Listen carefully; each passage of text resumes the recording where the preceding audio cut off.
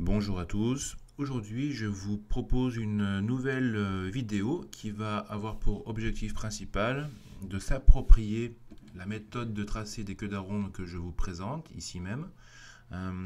Nous allons utiliser donc le logiciel AutoCAD pour réaliser ces quelques tracés, en sachant que vous pourriez tout à fait les tracer à la main, au crayon, sans aucun problème. Voilà, donc ce que je vous propose de faire, c'est d'ouvrir le logiciel AutoCAD et d'utiliser, vous savez, les fichiers ressources gabarit que je vous propose dans le Drive. N'importe lesquels feront l'affaire et nous allons commencer à faire ce travail. Alors, la première étape dans AutoCAD, c'est de venir sélectionner le calque très fin ici et de le rendre actif. Donc il est actif.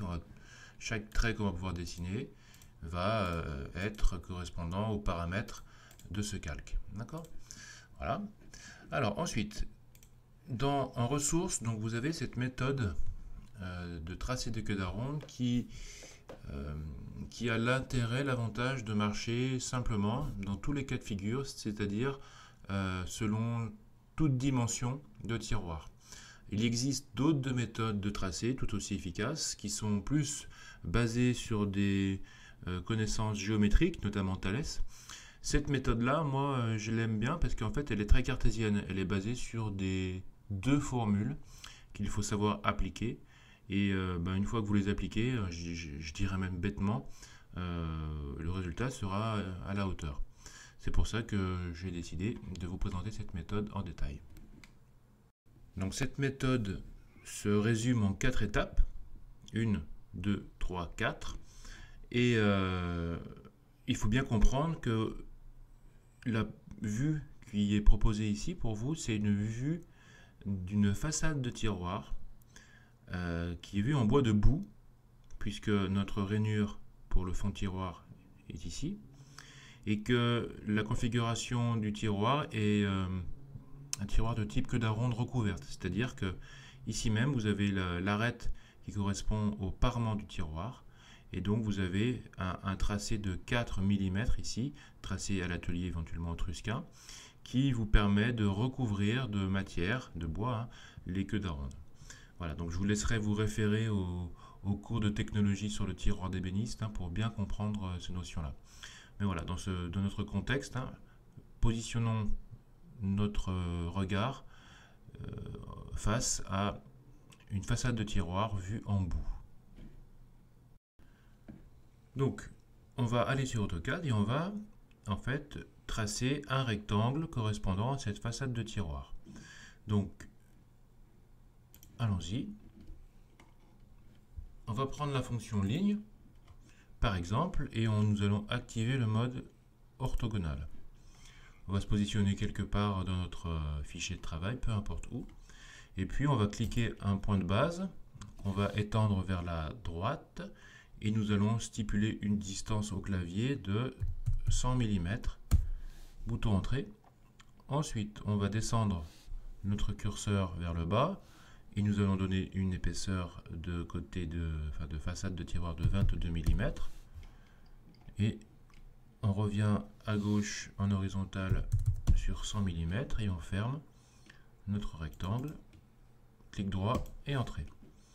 Alors le but du tuto, c'est pas de reprendre la main sur AutoCAD, même si ça en fait partie, mais c'est pas le premier objectif. Donc si je vais un peu vite, on aura l'occasion de reprendre ça en classe si besoin.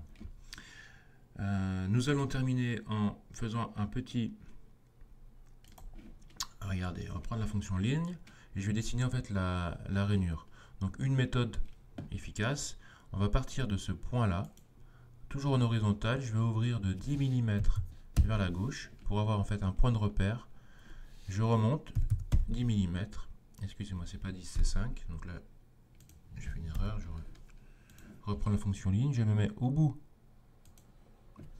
de mon petit vecteur, 5 mm en horizontal 5. Et je viens fermer, alors pas ici. Alors, je me suis trompé, je reprends la fonction ligne et on va peut-être ouvrir jusqu'au bout, ce qui me permettra de vous montrer la fonction d'ajustement. Ajuster. On sélectionne d'abord la frontière, clic droit, et ensuite je viens pointer ce que je veux supprimer. Je valide, clic droit, entrée. Donc j'ai bien tracé ma petite rainure. Je vais essayer d'ajuster également le trait au milieu là. Donc je sélectionne d'abord ma première frontière, ma deuxième frontière, clic droit, et je viens effacer ce qui est entre les deux. Et pour terminer, clic droit, entrée. J'ai donc tracé une façade de tiroir, vue en bout, avec une rainure de 5 par 5 et une joue de 10. Et pour terminer, je vais tracer le recouvrement de 4 mm. Donc fonction ligne, point de départ, direction, distance de 4. Et je viens ensuite tracer une ligne parallèle que je vais venir ajuster pour faire en fait mon recouvrement de 4. Alors bien sûr, on pourrait aller plus loin dans les explications, notamment par rapport à l'activation des accroches aux objets. Je pourrais venir pointer proche, par exemple, mais je vous invite à rester sur ces trois fonctions d'activation pour les accroches aux objets. Ça me semble beaucoup plus simple. Voilà. Revenons à notre méthode. Donc nous avons réalisé tout ça. Et puis vous avez ici sur votre droite en fait un petit rectangle qui a pour dimension 50 mm en hauteur par 10 mm en largeur. Donc c'est un rectangle de, voilà. Et les deux diagonales sont tracées. Et bien vous voyez que les diagonales correspondent à l'angle des pentes des queues d'aronde. Donc ce que nous allons faire dans AutoCAD, on y retourne. On va faire un petit rectangle. Alors je vais vous montrer non pas la fonction ligne mais la fonction rectangle. Donc rectangle, point de départ. Ensuite on va venir, vous voyez ici vous avez les sous-options. Hein. On va venir appuyer sur le clavier, la touche C, entrée, pour activer en fait la sous-fonction cote et de venir lui indiquer que en horizontal on veut du 10 mm, en vertical du 50. Entrée, et on vient ensuite pointer avec le curseur le point final et on valide en faisant entrée. Donc j'ai donc fait un rectangle et ensuite je vais désactiver la fonction ortho pour que mes lignes puissent être libres et je vais venir faire les deux diagonales pour notre rectangle de tracer des angles des queues d'aronde. Étape suivante, donc on s'aperçoit que la méthode vous demande donc de tracer le recouvrement autrusquin sur le champ de la devanture, bon, c'est ce qu'on a fait, hein, le recouvrement de 4, et de tracer ensuite les pentes à 10 mm des extrémités, faux parement vers soi. Alors ce qu'il faut comprendre, c'est que entre, je vais zoomer un petit peu pour que vous compreniez, là, je vous ai fait deux petits vecteurs rouges là.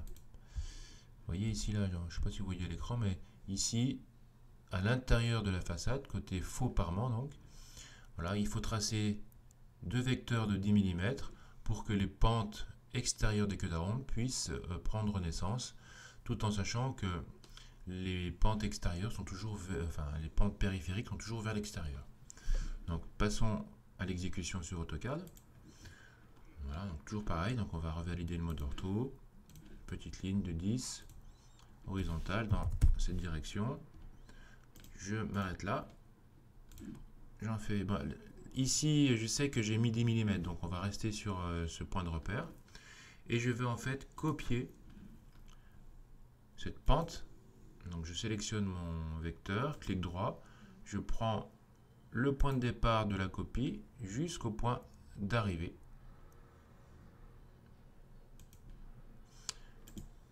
Je valide et je vais faire la même opération. Je vais copier ce vecteur là à partir de son point de départ vers son point d'arrivée et je vais pouvoir ensuite ajuster donc à partir du recouvrement qui est ma frontière ces deux pentes. Voilà, j'ai donc réalisé la première étape. Revenons à notre méthode. On va pouvoir passer maintenant à la deuxième étape. Alors vous voyez, la deuxième étape, qu'est-ce qu'elle vous demande? De mesurer la distance D qui correspond en fait à la distance entre les deux pentes au niveau du recouvrement. C'est très important de ne pas prendre la cote de ce point à ce point.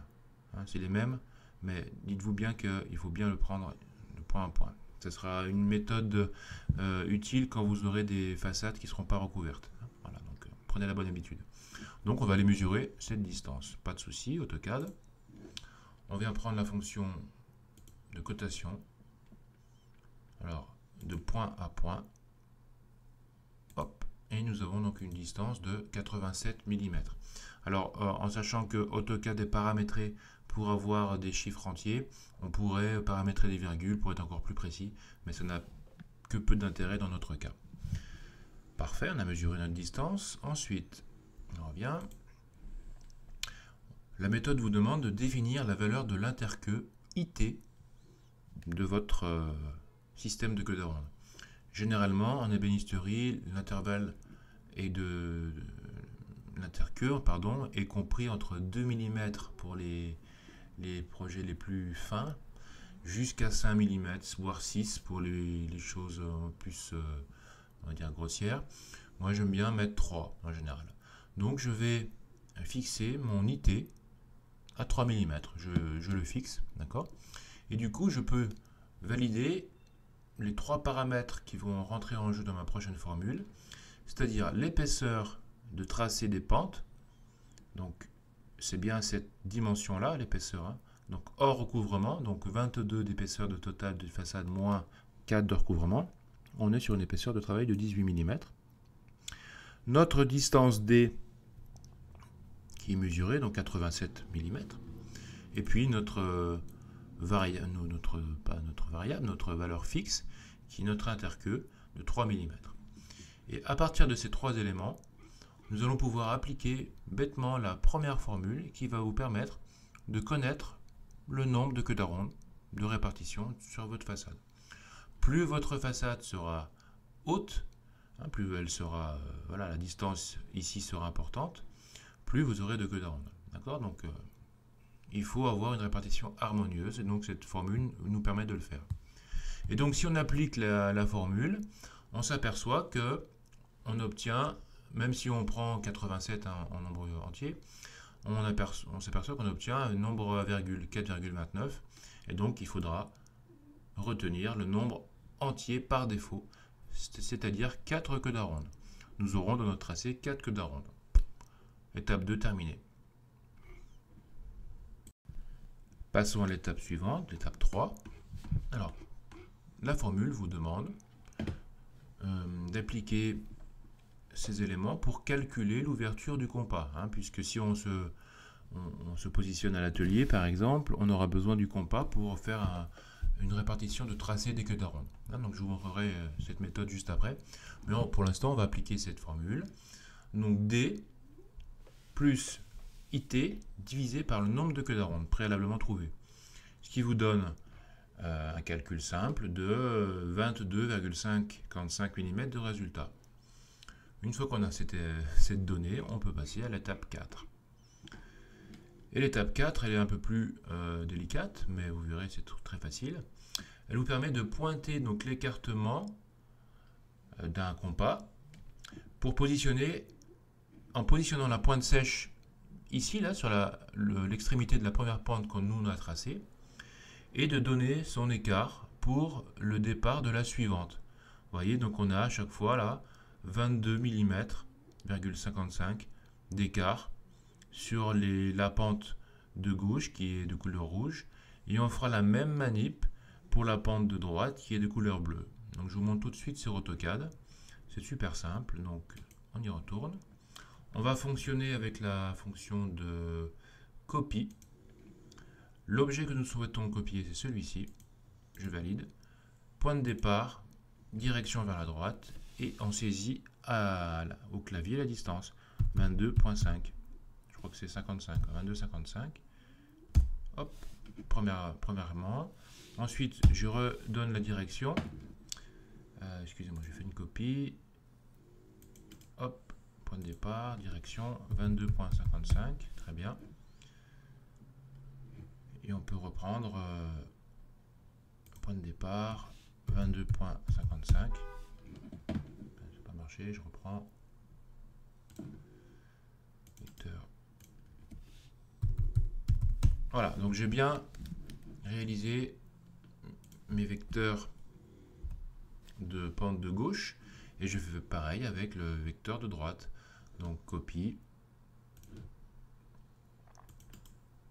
clic droit, 22.55. Voilà, et comme vous pouvez vous en apercevoir, nous avons réalisé un tracé de queue d'aronde harmonieux. Je termine.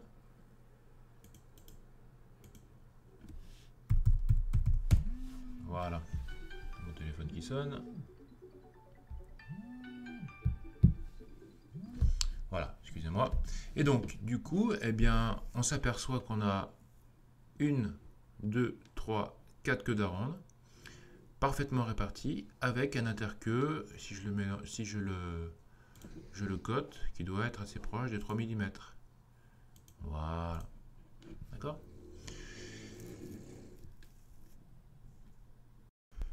Donc voilà, j'espère que cette petite explication aura été claire pour vous. Je vous demande maintenant une mise en application, à savoir, vous refaites le même processus avec la même méthodologie pour une façade de tiroir qui a une hauteur de 50 mm sur une épaisseur totale de 22. Faites toujours un recouvrement de 4 mm. Puis d'autres cas de figure, une façade qui aurait une hauteur de 180 mm par 20 mm d'épaisseur, mais cette fois-ci sans recouvrement. Voilà, bon courage à vous!